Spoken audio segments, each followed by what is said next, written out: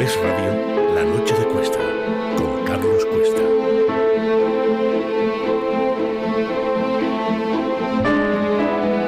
Bueno, pues déjenme que les cite algunos titulares relacionados con el mundo ETA, este mundo al que algunos en la izquierda lo ven con un agrado brutal. De hecho, hay incluso presentadoras que se creen muy graciosas, que van hablando de que es que realmente la izquierda Berchale, le llaman así en plan eufemístico. Dice, el entorno a Berchale, la izquierda Berchale era pacifista, así era pacifista. Entonces, ¿por qué se dedicaron a matar y a justificar la muerte de casi 900 personas y a destrozar familias por todas partes? Se puede ser más cafre, de verdad. Bueno, hoy vamos a hablar, déjenme que les dé algunos titulares, de la relación, agárrense, Zapatero, Venezuela, FARC y ETA. ¿Por qué? Pues porque gracias a Dios ya se está aportando información. Y aunque era una cuestión que para la gente que sigue esta información o que seguimos esta información era obvia porque era lógico y obvia porque ya había fuentes de información que estaban hablando de esto desde hacía, no diría años, diría décadas. Bueno, pues ahora parece que por fin algunos de los testigos empiezan a hablar y a certificar que lógicamente había una izquierda española en alianza con una izquierda venezolana, en alianza con un terrorismo de izquierdas internacional. Bien, y todo esto pues nos ha costado lo que nos ha costado. Vamos a hablar de ello, vamos a hablar de la reunión Otegi-Puigdemont, agárrense, en Waterloo, y todo ello con Carlos Urquijo. Carlos, ¿cómo estás? ¿Qué tal, Carlos? Carlos, muy buenas, encantado de tenerte aquí. Oye, igualmente. Empezamos por donde quieras, por la reunión, si te parece. Bien, perfecto. Bueno, además empezamos por orden cronológico, como solemos hacer. El jueves pasado, como comentabas, Otegi giró visita a Waterloo para reunirse con Puigdemont, en definitiva, para que un terrorista y un golpista sigan marcando el rumbo del gobierno y sobre todo su duración, ¿no? En una estrategia que yo creo que es claramente compartida, que es la que han mantenido siempre desde que están en la vida pública, que es conseguir la ruptura de España, ¿no? Y como a Zapatero, pues eso, perdón, a Zapatero, bueno, casi es lo mismo. Sí, no me extraña que te equivoques. Le da exactamente igual, pues no le importa el depender de este tipo de personajes que no se dedicaron, como dijeron, a analizar la situación, sino que se dedicaron simplemente a celebrar y a brindar por la degradación institucional que en estos momentos sufre la nación española, ¿no? Carlos, de todas formas, ahí hay un punto que yo creo que es importante que expliquemos, porque la gente dirá, hombre, Otegi, extrema izquierda, condenado por pertenencia a banda asesina, a ETA, ¿cómo se junta con una persona de derechas? Hay que recordar que Puigdemont lo que es una persona que es un enorme racista, que es una persona enloquecida, que es una persona que lo que plantea es la destrucción de España, que es un prófugo de la justicia, sea de derechas o sea de izquierdas. Pero claro, esta unión yo creo que sí que tiene un sentido. Y es es que hay un nexo de unión que es mucho más importante que el de la izquierda o la derecha, que ese nexo de unión es el deseo de romper España, el odio que tienen a la nación española. Fíjate, por un lado, Carlos, que es obvio, el de acabar con España, el de acabar con el marco constitucional, con el Estado de Derecho, pero fíjate que yo sumaría en estos momentos una preocupación, y es que yo creo que empiezan a darse cuenta de que Pedro Sánchez, que es su grandísimo juguete, les ha venido de maravilla, empieza a tener problemas de sostenibilidad, como dicen ahora los finos, y como se les puede caer, a lo mejor resulta que necesitan empezar a hablar para intentar mantener una estrategia como sea en situaciones posteriores. Bueno, no lo sé. Yo creo que ellos ahora están muy cómodos porque cuanto más débil esté Pedro Sánchez, más van a obtener. No sé si al final puede incluso que a lo mejor, no sé, que pueda plantear Puigdemont, aparte de volver a España, pues el repetir un referéndum como el que hicieron en 2017, ¿no?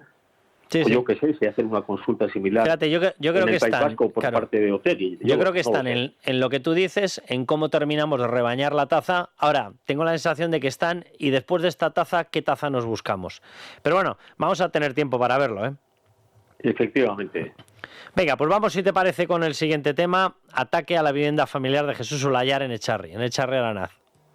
Sí, vamos a recordar un poco quién fue Jesús Ulayar, ¿no? Que fue alcalde de Echarri Aranaz, un pueblito de Navarra, limítrofe con Álava. Fue asesinado por ETA el 27 de enero de 1979 y desde entonces pues la gentuza de aquel pueblo, la gentuza batasuna, lógicamente me refiero, no se ha cansado de atacarles hasta conseguirles echarles, ¿no?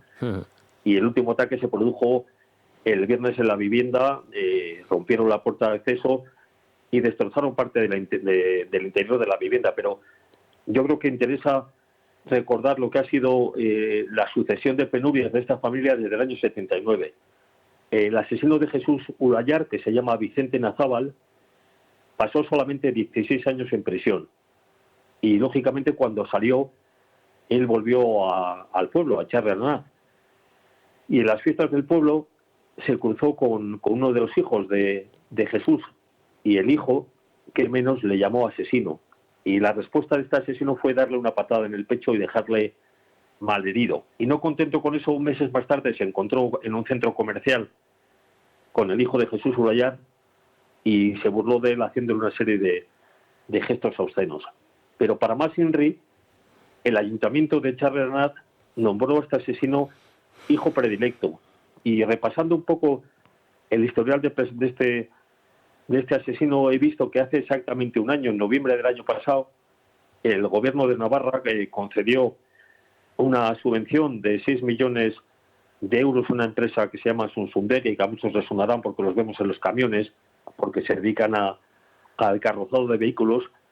Y esa subvención de 6 millones de euros estaba condicionada a la renovación del Consejo de Administración de esta empresa. ¿Y a quién propusieron los trabajadores como consejero? Pues a Vicente Nazábal, al asesino de Jesús Ulayar. Y a pesar de eso, el gobierno de Navarra les entregó los 6 millones de euros. Ya. De todas formas, fíjate que aquí las actividades proetarras de Echarri Aranaz se acababan pronto si tuviéramos un gobierno que les obligase a respetar la ley. Aquí el problema que tenemos es que unos son los delincuentes más fáciles de catalogar, porque lo hacen por delante, y luego tenemos a los delincuentes que permiten que los otros delincuentes sigan cometiendo este tipo de actos. Bueno, claro, oye, pues fíjate, si Bildu es quien ha determinado el periodo desde el que empieza a conocerse en España cuál es la memoria democrática, que cambiaron la ley para que incluyera hasta el año 83, para incluir a los GAL, pues ¿qué vas a esperar de un gobierno que transige con ese tipo de cuestiones, ¿no? Del partido que decretó el Tribunal Supremo que era parte de una organización terrorista? Sí, sí. No, es una barbaridad lo que está ocurriendo. Estos son los que dicen que en estos momentos ETA ya no existe y que se han acabado los actos violentos. Sí, efectivamente. ETA existe, lo que pasa es que es travestida ahora en partido político. Cuando le convenga, si en algún momento le conviene presentarse de otra manera, pues lo hará. Sí. No, y cuidado porque cada vez esa estrategia del travestido y de tal, cada vez es menor, ¿eh? O sea, porque ya hemos visto este tipo de actos, los hemos visto en el País Vasco, los hemos visto en campus universitarios en Pamplona, o sea, están pasando ya otra vez a lo que siempre ha sido Batasuna, obviamente. Claro, ya hemos visto también la semana pasada cómo reivindicó, con vídeos incluso en las redes sociales, Arnay, las juventudes de Sortu, reivindicaron el ataque a una sede del PP en Bilbao, a la Casa de Juntas de Guernica, o el derribo del toro de Osborne que había en un pueblo también límite de Álava con Burgos. Por lo tanto, las juventudes se ve que no están muy satisfechas con la manera en que están ejerciendo la acción política a sus mayores, ¿no? Vamos con el otro tema, si te parece, que empieza a salir información. Ahí hay un mayor, un comandante venezolano que se ha entregado y ha empezado a dar información. Ha habido un problema judicial en España porque, por lo visto, pues alguien se ha debido encargar en la custodia de pruebas que un ordenador no estuviera operativo, no se pudiera considerar como prueba. Bueno, lo cierto es que de momento ya han empezado a dar información y la información que están dando, pues resulta que apunta claramente, la información del mayor Revilla, me parece que se llamaba, apunta claramente a una unión de conocimiento / acción entre la dictadura, la narcodictadura venezolana y José Luis Rodríguez Zapatero, y en conexión directa con las labores que estaba desarrollando las FARC de entrenamiento con ETA y a lo mejor incluso más allá de solo entrenamiento, Carlos. Bueno, pero ¿qué vamos a esperar? Yo no creo que ya desapareció del Código Penal el delito de alta traición, pero ¿qué vamos a esperar del mayor traidor a la democracia y al Estado de Derecho en España, que es, desde luego, en los últimos 50 años, José Luis Rodríguez Zapatero?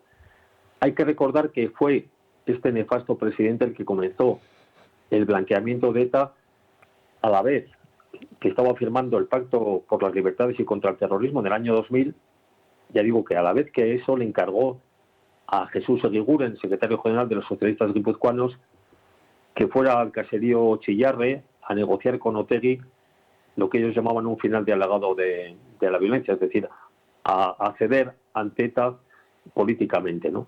Y no solo eso, sino que tras la ilegalización en marzo de 2003 de lo que eran las marcas de políticas de ETA, HB, EH, Batasuna, permitió en el año 2005, yo lo recuerdo perfectamente, al Partido Comunista de las Tierras Vascas, que era una cosa inexistente, presentarse a las elecciones autonómicas vascas. Y un partido que surgía de la nada consiguió 9 escaños. Cuando ya este partido al mundo ETA no le interesaba y Zapatero quería quedar bien instando su ilegalización, pues permitió que se suspendiera su actividad, y lo que hizo es, bueno, ¿ahora qué queréis para las elecciones municipales? Y dijo el mundo Batasuna, bueno, ahora para las elecciones de 2007 lo que queremos es Acción Nacionalista Vasca. Y dijo Zapatero, muy bien, adelante. ¿Dónde queréis presentarlo? Que yo tengo que disimular un poco. Y entonces, donde su presencia era irrelevante, impugnaron las candidaturas.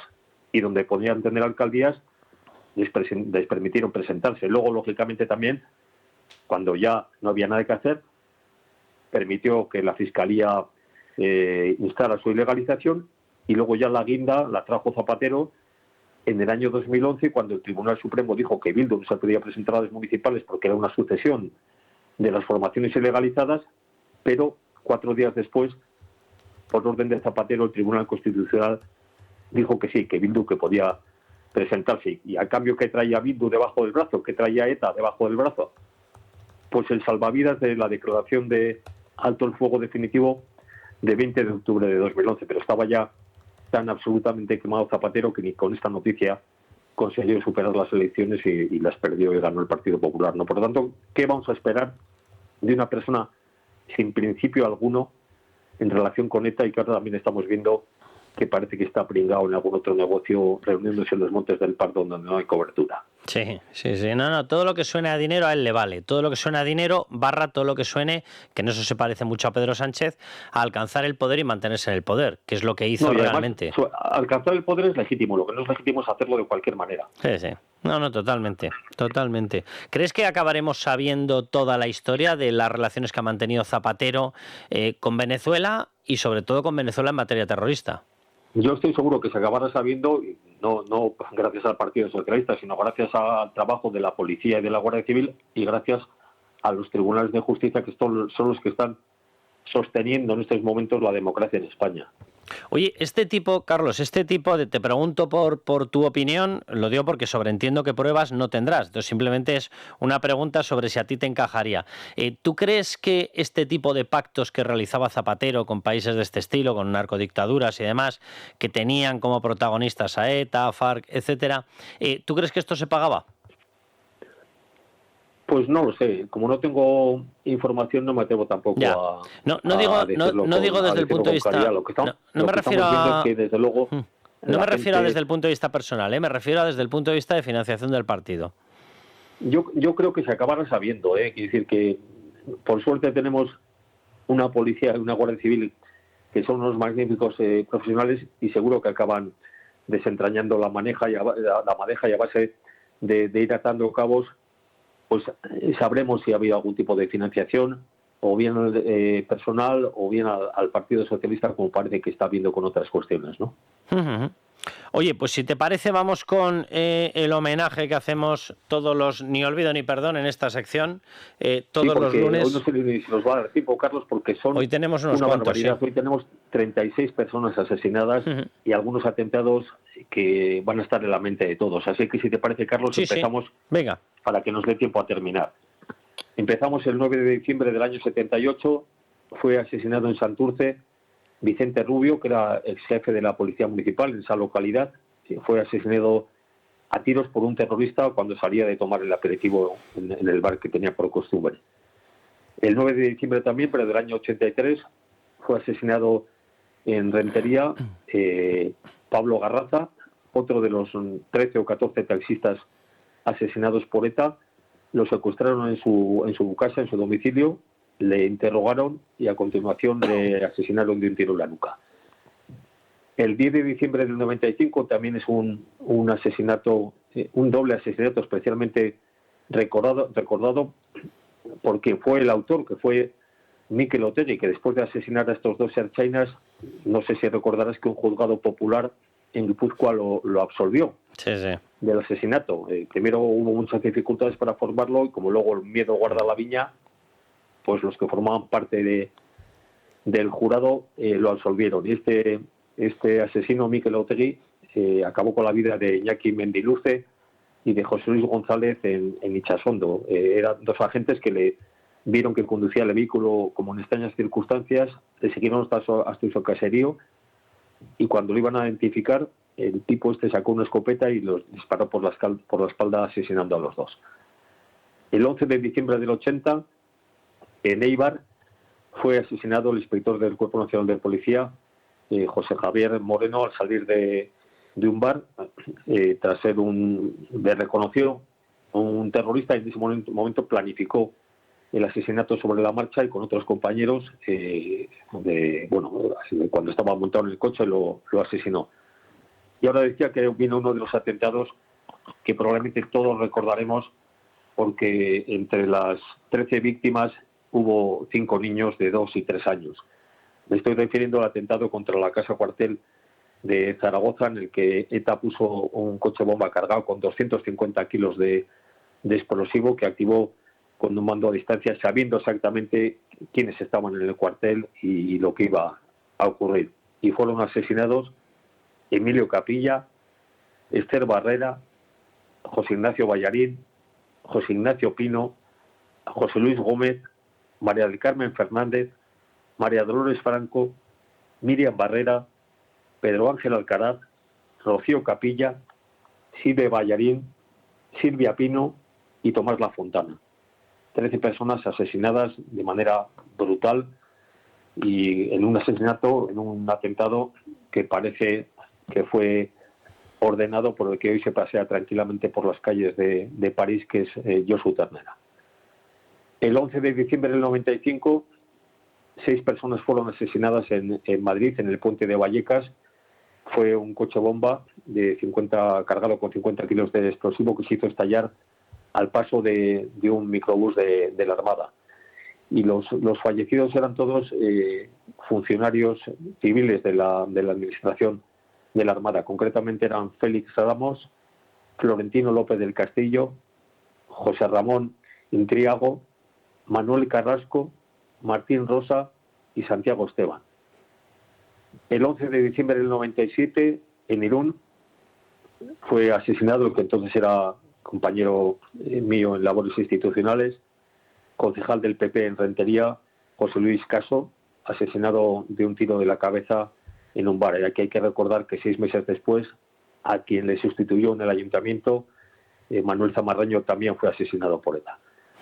El 12 de diciembre del 82, en Tolosa, fue asesinado Juan Ramón Joya, era un guardia civil, fue ametrallado, le dispararon 2 docenas de balas, estaba dentro de su coche en un semáforo, yendo de paisano, y su compañero Francisco Vázquez salvó la vida, pero no pudo continuar trabajando la Guardia Civil al quedar absolutamente inutilizado para la vida profesional.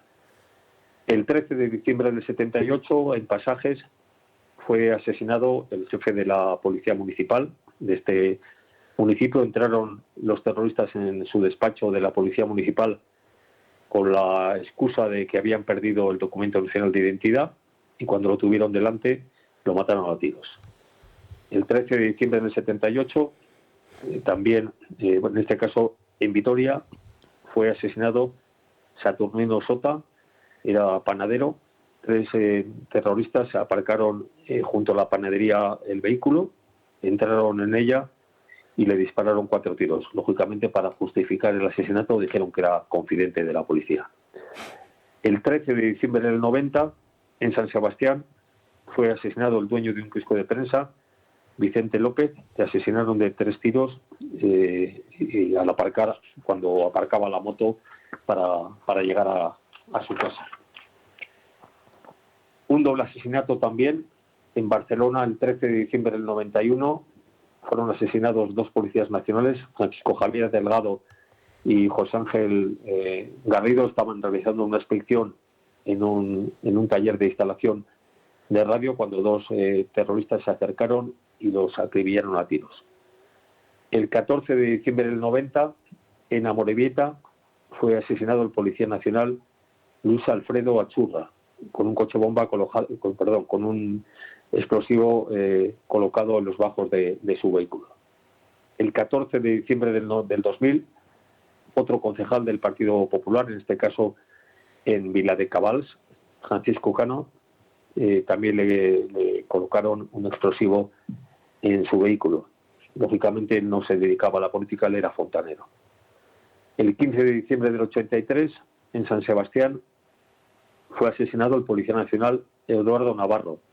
2 terroristas disfrazados de policías municipales se bajaron de un coche oficial también que lo habían robado momentos antes, se acercaron y le tirotearon. Y a su compañero Clemente Medina también fue herido y tardó casi 2 años en recuperarse de las heridas que le infligieron estos terroristas. Vamos terminando ya. El 15 de diciembre del 83, en Irura, fue asesinado Francisco Arín, que era directivo de una empresa electromecánica, y le asesinaron por haberse negado a pagar la extorsión, lo que ellos llamaban el impuesto revolucionario. Primero le secuestraron en su domicilio y después ya en la calle lo asesinaron. Y por último, el 15 de diciembre también, pero del año 94, en Lasarte fue asesinado el sargento de la Policía Municipal de San Sebastián, Alfonso Morcillo, y probablemente lo asesinaron porque estaba trabajando para encontrar, para localizar y expulsar de la Policía Municipal a los topos que ETA había infiltrado en el cuerpo precisamente de la Policía Local de San Sebastián, pues bueno, para tener información para realizar otros atentados. Estas son los 36 compatriotas que recordamos hoy asesinados por la banda terrorista ETA, que todavía algunos hoy dicen que ya ha desaparecido y que no existe. Sí, que ha desaparecido y que en el pasado era pacifista. Dios bendito, o sea, lo que nos toca aguantar. Carlos, un abrazo muy fuerte y muchísimas gracias. Gracias a ti, un abrazo fuerte.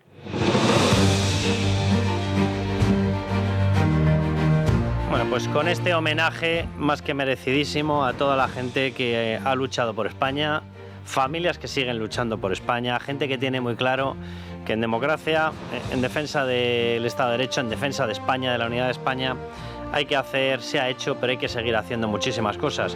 Y claro, cualquier persona que haya escuchado este programa y que haya escuchado las palabras de Pedro Sánchez llegará exactamente a la misma conclusión, que las amenazas contra España siguen más vivas. Yo no sé si que nunca, pero luego siguen muy vivas.